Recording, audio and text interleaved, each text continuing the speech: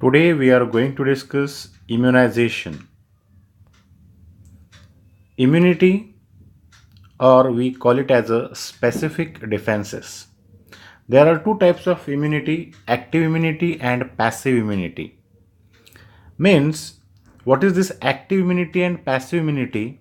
Before that, we'll see what is natural immunity and acquired immunity. Natural immunity means following any clinical infection or subclinical infection.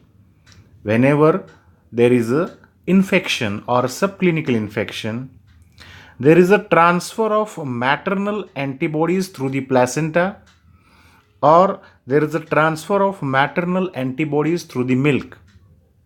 That is called as natural immunity. And what is acquired immunity? Following vaccination. Following vaccination, there is a administration of immunoglobulins or antisera or vaccines, and that immunity is developed, that is called as acquired immunity. Now, what is active immunity? Active immunity means resistance developed in response to stimulus by an antigen. Resistance developed in response to stimulus by an antigen. That antigen can be infecting agent or vaccine and is characterized by production of antibodies by the host. What is active immunity? Active immunity is the resistance developed in response to stimulus by an antigen. That antigen might be infective agent or it may be a vaccine, and this active immunity is characterized by the production of antibodies by the host. Now, passive immunity. Passive immunity conferred by an antibody produced in the another host. It is produced in the another host. It may be acquired naturally or artificially through an antibody containing preparation. That is passive immunity. We have immunizing agents like vaccines, immunoglobulins, or antisera.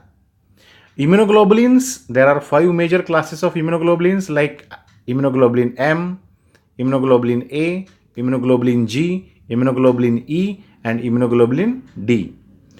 Two types of immunoglobulin preparations are available for passive immunization.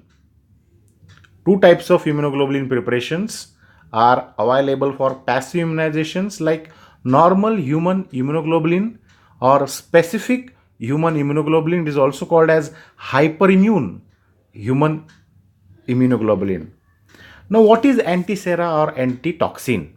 Antisera or antitoxin means these are the materials which are prepared in animals or non-human sources such as horses. We call it as a antisera or antitoxin. Now, immunoglobulin and antiserum. We are classified this immunoglobulin or antiserum into three classes. First of all, human normal immunoglobulin, human specific immunoglobulin, and non-human immunoglobulin, or we call it as a antisera. So, human normal immunoglobulin, we have hepatitis A, measles, mumps, rabies, tetanus. Human specific immunoglobulin, hepatitis B, varicella, diphtheria. Non-human immunoglobulin or antisera, we have diphtheria, tetanus, gas gangrene, botulism, and rabies. Now, what is this vaccination? Vaccination is a method of giving antigen to stimulate the immune response through active immunization. What is vaccination? Vaccination is a method of giving antigen to stimulate the immune response through active immunization. A vaccine is an immunobiological substance. What is vaccine?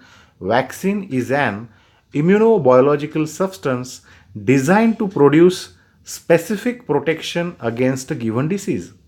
So simply we can say vaccine is antigenic but not pathogenic. That is important. Vaccine is antigenic but not pathogenic. Types of vaccine: live attenuated vaccine, killed vaccine or inactivated vaccine, toxoids, polysaccharide and polypeptide cellular fraction vaccines, or recombinant vaccine or DNA recombinant vaccine. We call it as a surface vaccine. Live vaccines are made from live infectious agent without any amendment. Live vaccines are made from live infectious agent without any amendment. The only live vaccine is variola smallpox vaccine made of live vaccinia cowpox virus, not variola virus, which is not pathogenic but antigenic, giving cross immunity for variola. Live vaccines are made from live infectious agents without any amendment. The only live vaccine is variola smallpox vaccine made of live vaccinia cowpox virus, not the variola virus, which is not pathogenic but antigenic, giving cross immunity for variola.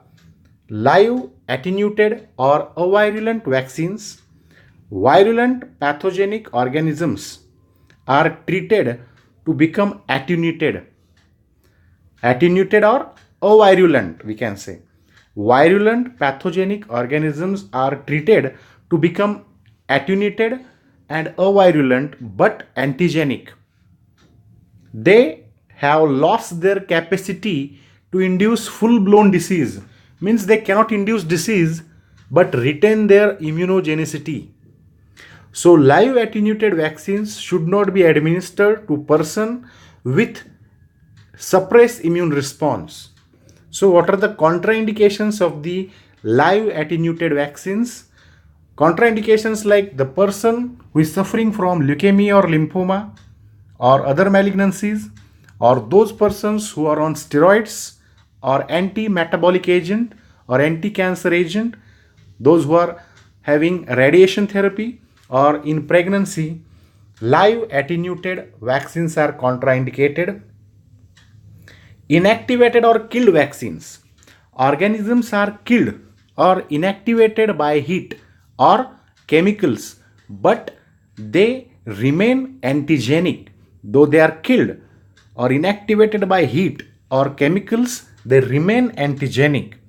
They are usually safe but less effective than live attenuated vaccine. They are usually safe, but they are less effective than live attenuated vaccine. The only absolute contraindication to their administration is a severe local or general reaction to the previous dose. If there is any hypersensitivity reaction or local reaction or general reaction to the previous dose, that is the only contraindication for the killed vaccine. What is toxoid? Toxoids, they are prepared by detoxifying the exotoxins of some bacteria. What we have to do?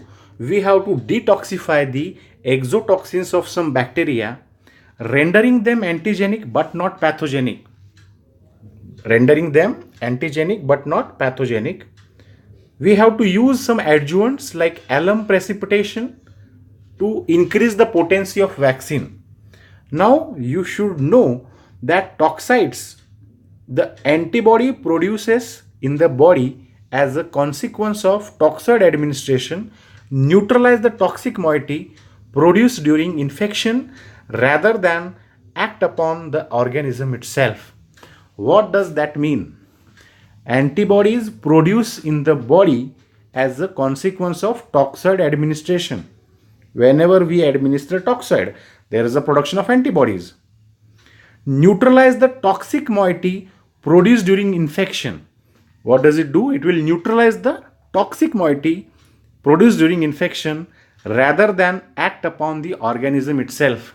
So toxoid acts on the toxins which are produced during infection. In general, toxoids are highly efficacious and safe immunizing agent. Toxoids are highly efficacious and safe. Now, what is polysaccharide and polypeptide or cellular fraction vaccine? They are prepared from extracted cellular fractions. They are prepared from extracted cellular fractions. For example, meningococcal vaccine from the polysaccharide antigen of the cell wall, the pneumococcal vaccine from the polysaccharide contained in the capsule of the organism, and hepatitis B polypeptide vaccine. These are the examples. Their efficacy and safety appears to be very high. Now, what is DNA recombinant vaccine or surface antigen vaccine? They are prepared by cloning of HBs antigen gene in the yeast cell. HBs antigen in the yeast cell, where it is expressed. HBs antigen produced is then used for the vaccine preparations. Their efficacy and safety also appears to be very high. Types of vaccine, we know type of vaccines like live vaccine, live attenuated vaccine, killed vaccine, toxoids, cellular fraction vaccine, recombinant vaccine. In the recombinant vaccine, we have just discussed hepatitis B vaccine is a recombinant vaccine. Cellular fraction vaccine, we have meningococcal polysaccharide vaccine, pneumococcal polysaccharide vaccine, and hepatitis B polypeptide vaccine. Polypeptide vaccine means hepatitis B, there are two types. Either there is recombinant vaccine or polypeptide vaccine. In the toxoids, we have diphtheria and tetanus. DT, diphtheria and tetanus. In the killed or inactivated vaccine, we have typhoid vaccine, cholera, pertussis, plague, rabies, Salk polio means injectable polio, intramuscular influenza, and Japanese encephalitis. In the live attenuated vaccine, we have BCG, typhoid oral. Oral typhoid is a live attenuated, typhoid injectable is a killed or inactivated. Plague present in both killed or live. Oral polio is a live attenuated vaccine. Yellow fever, measles, mumps, rubella, intranasal influenza, and typhus.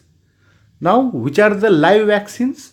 Live vaccine, there is only one vaccine, that is smallpox variola vaccine is a live vaccine. Now, what are the various routes of administration? Most of the vaccines are administered via deep subcutaneous or intramuscular route. There is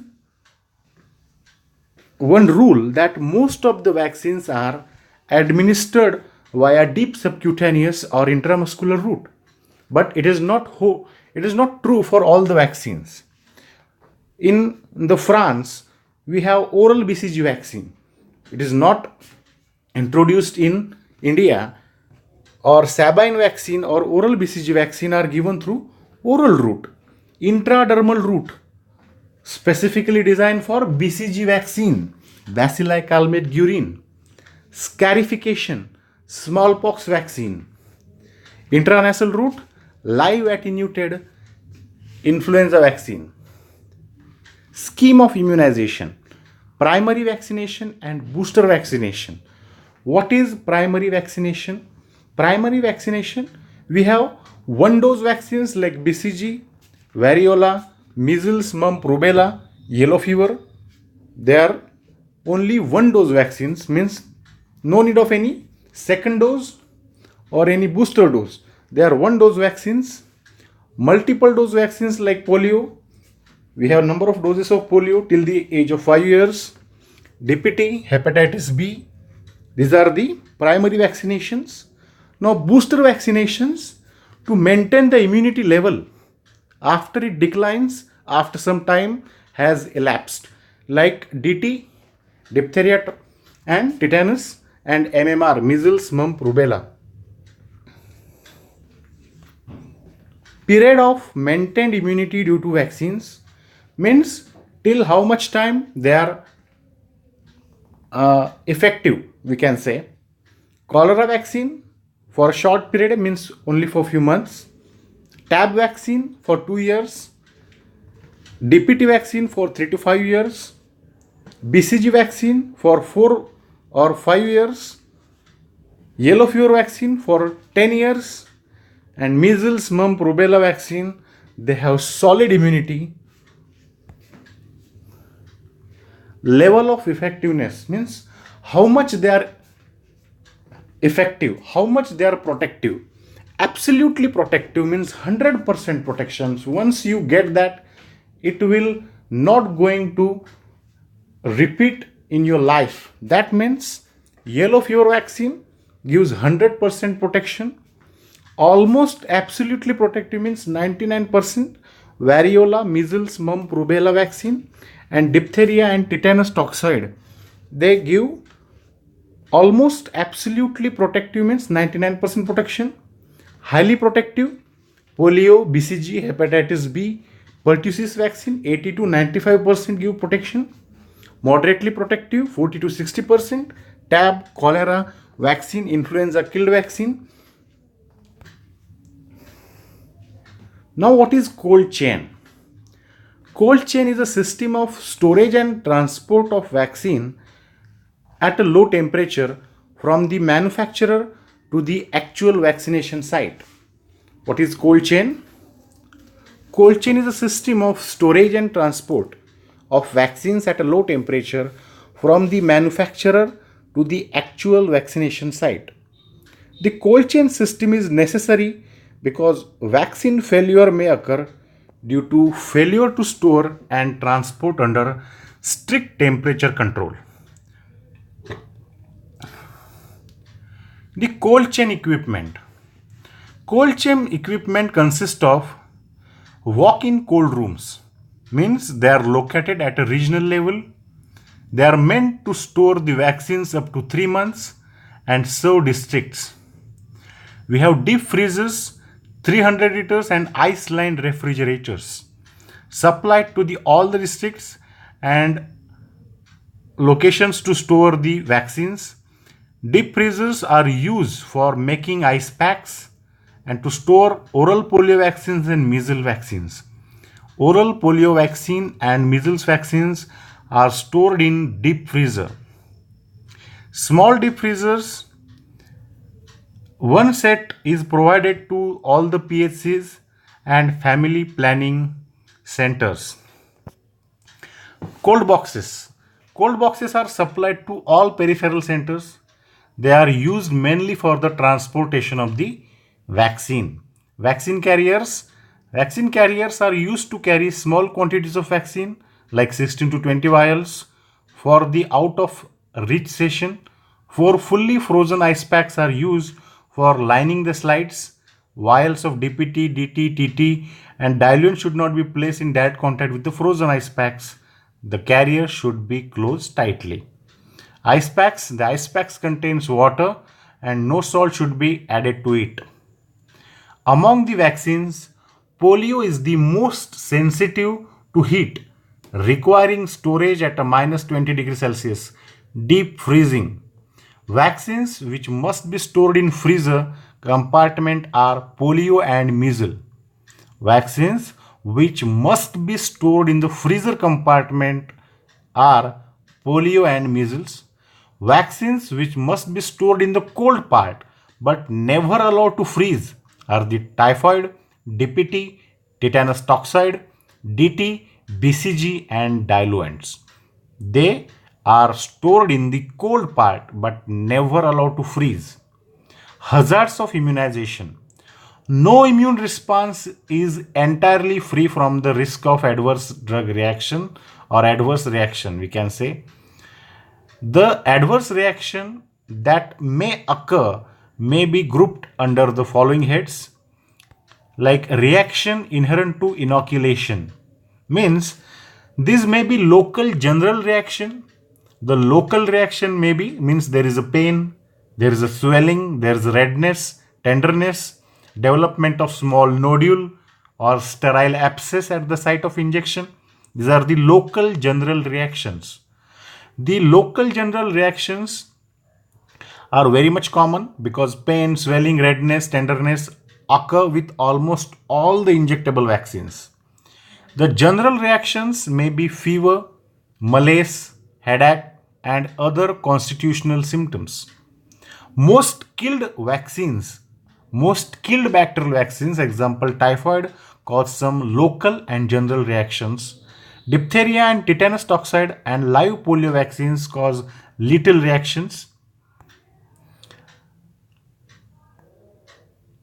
Now, reactions due to the faulty techniques means faulty production of vaccine. There is a problem in the production of vaccine, means inadequate activation of the microbe, inadequate inactivation of the microbe, inadequate detoxification, means it has capability to produce a disease, means they remain pathogenic, not antigenic. Too much vaccine given in one dose, improper immunization site or route, vaccine reconstituted with incorrect diluents, wrong amount of diluent use, drug substituted for vaccine or diluent, reactions due to faulty techniques like vaccine prepared incorrectly for use, means an adsorbed vaccine not shaken properly before use, vaccine or diluent contaminated, vaccine stored incorrectly, contraindications ignored, like a child who experienced a severe reaction after a previous dose of DPT vaccine is immunized and he same vaccine. Reconstituted vaccine of one session of immunization used again at subsequent session. Use of improperly sterilized syringe and needles carry the hazards of hepatitis B virus and staphylococcus and streptococcal infection. So these are the reactions due to faulty techniques. Now, reactions due to hypersensitivity. Administration of antisera. Antisera, example ATS, may occasionally give rise to anaphylactic shock or serum sickness. Anti-tetanus serum may occasionally give rise to anaphylactic shock, which is a medical emergency, or serum sickness. Many viral vaccines contain traces of various antibiotics used in their preparation, and some individuals may be sensitive to antibiotic which it contains. Anaphylactic shock is a rare but dangerous complication of injection of antiserum. So there is a bronchospasm, dyspnea, pallor, hypotension and collapse, or simply we can say it's a medical emergency and we have to treat it with the help of adrenaline. Adrenaline is a drug of choice for anaphylactic shock. Neurological involvement. Neuritic manifestations may be seen after the administration of serum or vaccine. The well-known examples are the post-vaccinal encephalitis and encephalopathy following administration of anti-rabies and smallpox vaccine. Guillain-Barré syndrome in association with the swine influenza vaccine is another example. Provocative reactions. Occasionally, following immunization, there may be occurrence of a disease totally unconnected with the immunizing agent. Provocative polio after DPT or DT administration against diphtheria. The mechanism seems to be that the individual is harboring the infectious agent and the administration of the vaccine shortens the incubation period and produces the disease, or what may have been otherwise only a latent infection is converted into a clinical attack. Or there is a chances to damage the fetus with the rubella vaccination, displacement in the age distribution of disease, potential problem in the mass vaccination against measles, mumps and rubella. So what precautions we have to be taken? Before administration of antisera or antitoxin, it is necessary to test for sensitivity reactions. How do you do that? Instilling a drop of the preparation into the conjunctival sac, a sensitized person will develop pricking sensation in the conjunctiva. A more reliable way of testing by intradermal injection, 0.2 ml of antisera diluted in 1/10 of saline. A sensitized patient will develop a wheal and flare within 10 minutes at the site of injection. It should not be borne in mind that these states are not infallible. So what we have to be ready for? Adrenaline 1 in 1000 solution should be kept ready when giving foreign serum. In the event of anaphylaxis, 0.5 ml of adrenaline solution injected intramuscularly immediately, followed by 0.5 ml every 20 minutes if the systolic blood pressure is below 100 millimeter of mercury. Means there is a hypotension, so we have to treat it accordingly and immediately. An injection of antihistaminic drug should also be given, phenyramine, chlorpheniramine, maleate, 10 to 20 milligram by the intramuscular route to minimize the after effects such as urticaria or edema. The patient should be observed for 30 minutes after any serum injection. The risk of adverse reactions can be reduced by proper sterilization of syringe and needles, proper selection of the subject and the product, and if due care is exercised in carrying out the procedures, measles and BCG vaccines should be reconstituted only with the diluent supplied by the manufacturer. Reconstituted vaccine should be discarded at the end of each immunization session, never retained for use in subsequent session. In the refrigerator of immunization center, no other drug or no any other substance should be stored besides vaccine. Training of immunization worker and their close supervision to ensure that proper procedures are being followed are essential to prevent complication and death following immunization.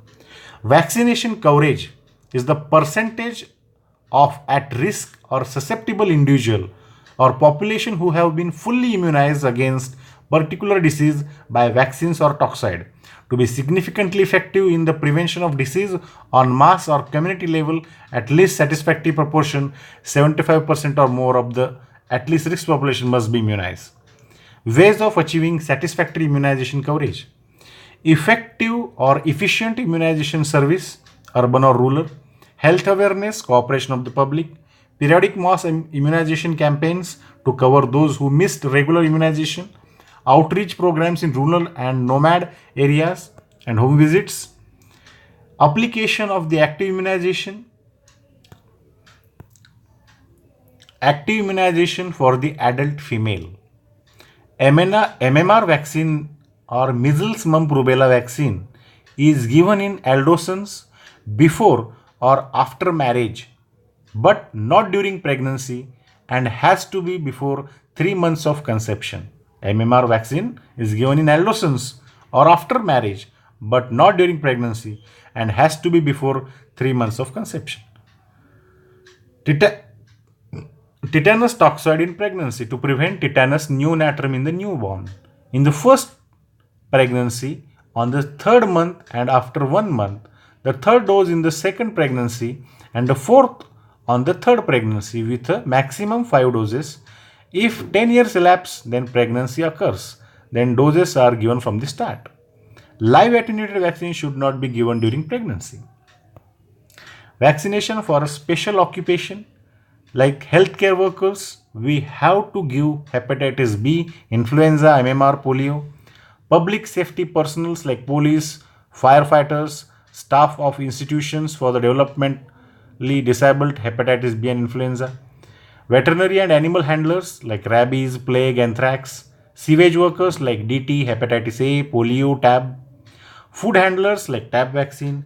Military troops and camp dwellers like pneumococcal, meningococcal, influenza, BCG, tetanus. Vaccination for special lifestyle and special environmental situations. Homosexually active males, heterosexual with promiscuous sexual partner, especially who has STD, and injecting drug users. Inmates of long-term correctional institutes, residents of institutions for the developmentally disabled, and household contacts of hepatitis B vaccine carriers, or virus carriers, or patients.